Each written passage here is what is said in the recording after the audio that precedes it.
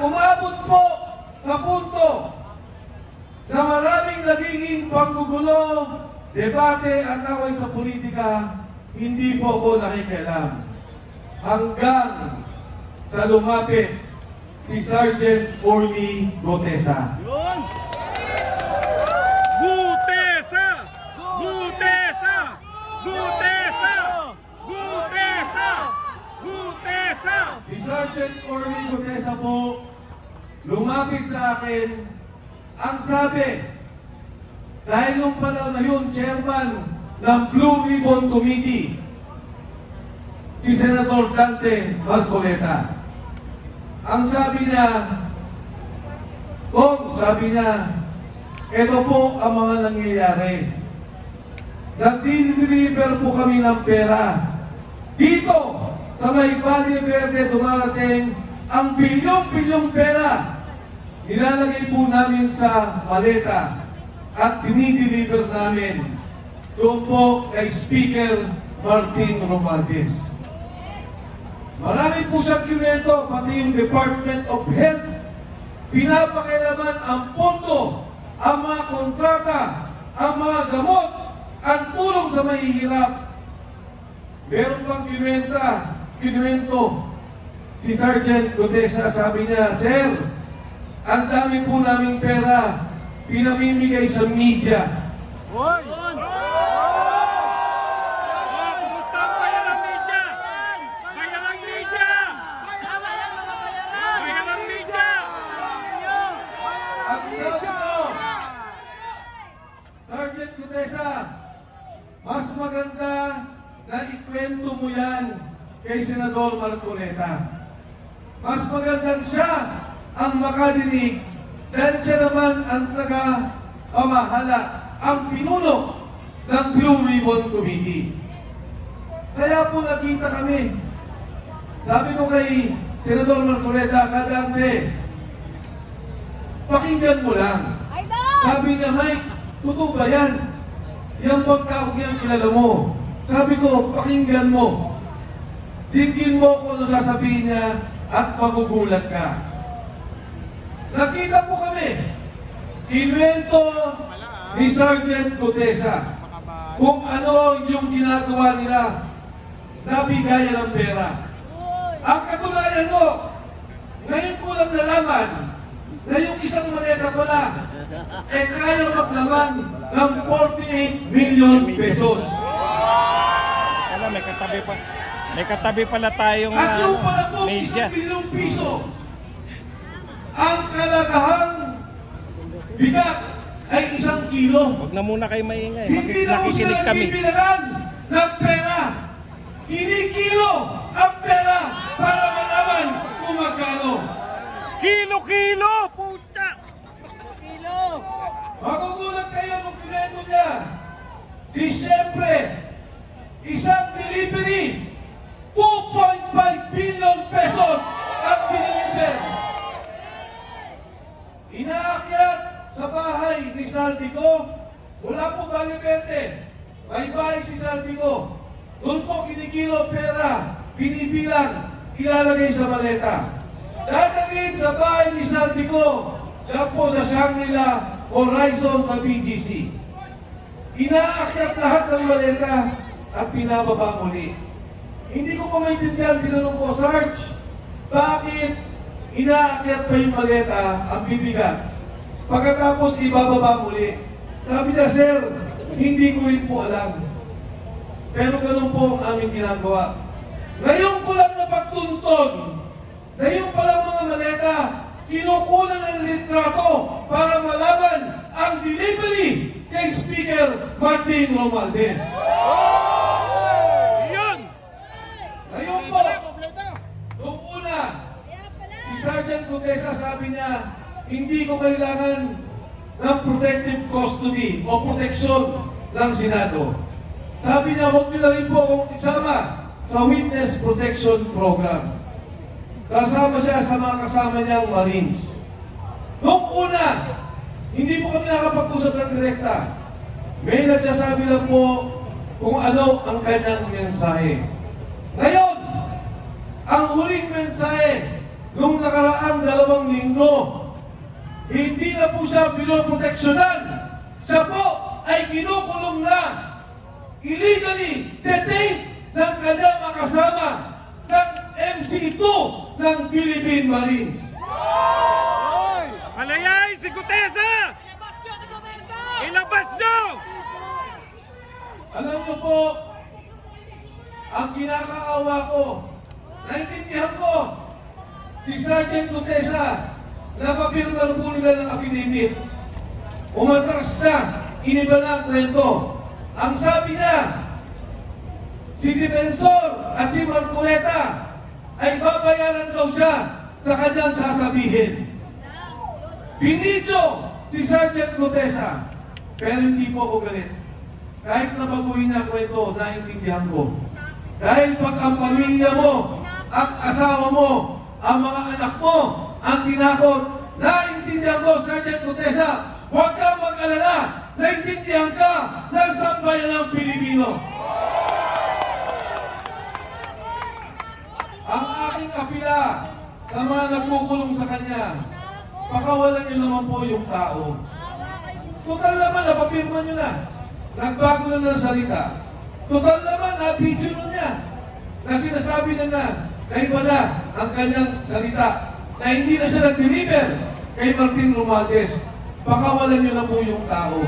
Dahil yung tao, hindi na kinabang kahit sino sa kawalangyaan, sa korupsyon na nakikita natin sa gobyerno. Tama!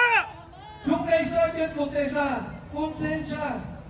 Nalulunod yung kanyang kamag-anakan. Yung mga kasama ng sundalo, nalulunod yung pamilya sa Bicol, binabaha, nawalan ng negosyo, nawalan ng pangkabuhayan. Pero di 5, hindi ang kumita.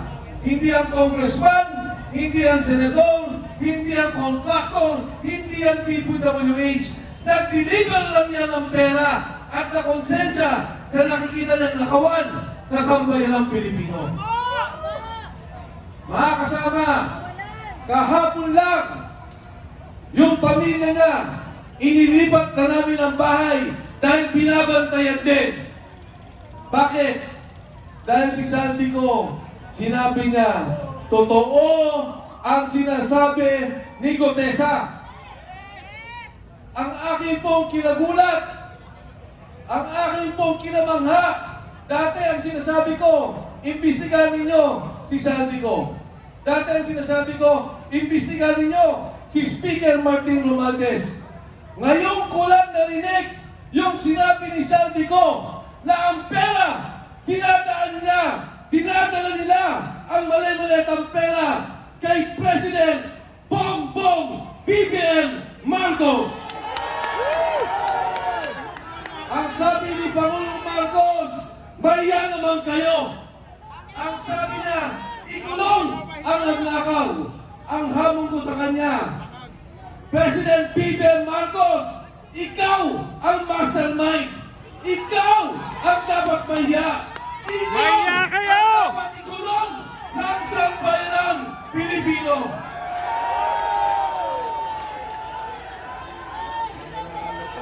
Ngayon, nasabihin nila, ang sabi po nila, Saldi ko, umuwi ka, harapin mo ang kaso. Ngayon, ang sabi nila, may kaso na si Saldi ko.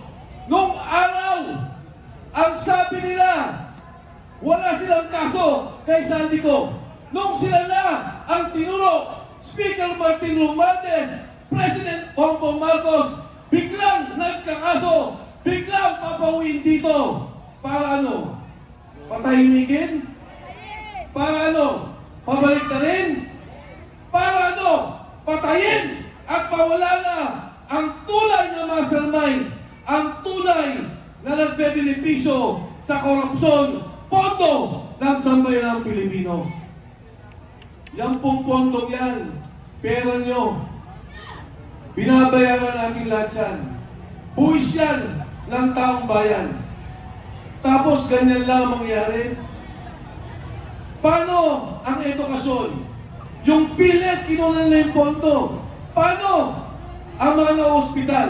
Hirap na ang mga Pilipino. Pero ngayon narinig natin, bilyon-bilyon ang nawawalang pondo. Ngayon no, yung mag-asawang Paul Estrada, ito yung assistant ni Saldico. Anong ginawa nila? Ibinyahe, papalabas. Yung Paul Estrada na konsensya. Yung kanyang asawa po, tumawag at sinabing gusto na nilang umuwi. Ano pong ginawa? Binugbog! Pagkatapos, inilipad sa Chile. Pero may maganda po akong balita sa inyo. Yung pong mag-asawang yan, hawak na natin. Yun! Yari kayo! Si Paul Estrada po, kailangan natin protektuhan. Dahil siya mismo, sabi ni Saldico, ang nagdi-deliver kay Martin Romualdez at President Bongbong Marcos. Yes! Mga kasama, yung ating pong pagkakaisa ngayong hapon, nung una, ayokong manawagan na mag-resign si Bongbong Marcos. Ayoko pong manawagan doon sa saraping sinasabi nila na magnanakaw at dapat ikulong si Bongbong Marcos. Pero dito sa akin nakikita, yung pagsalita ni Saldico, wala na pong kaduda-duda. Si Saldico, chairman ng Appropriations Committee ng Kongreso. Bata nila, tao nila, 3 taon. Hindi ka magiging chairman ng Appropriations Committee kung hindi ka pinili ng Pangulo. Si Speaker Martin Romualdez, pinili ng Pangulo. At yung pontong yan, sila ang gumagawa. Sila ang nag-aayos. Ngayong pong araw, tinanggal si Executive Secretary Bersami. Ngayon na! Tatanggalin din daw ang DBM Secretary Amina Pangandaman. Yari! Ang apila ko sa kanilang dalawa, magsalita na rin kayo bago kayo kasuhan at ituro ng administrasyong to. Alam nila ang galawan ng pondo. Alam nila ang nangyayari. Maawa naman kayo sa sambayan ng Pilipino. Sa kasaysayan po natin, ngayon lamang nangyari ang ganitong korupsyon. Ngayon lamang ang nangyari ang ganitong nakawan. Ang sitwasyon po natin, ang mismong sindikato, ang administrasyon, ang Pangulo, ang nangunguna sa sindikato ng Republika ng Pilipinas. Marcos resign! Marcos resign! Marcos resign! Marcos resign! Marcos resign! Marcos resign! Marcos resign!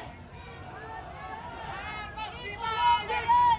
Mga magnanakaw!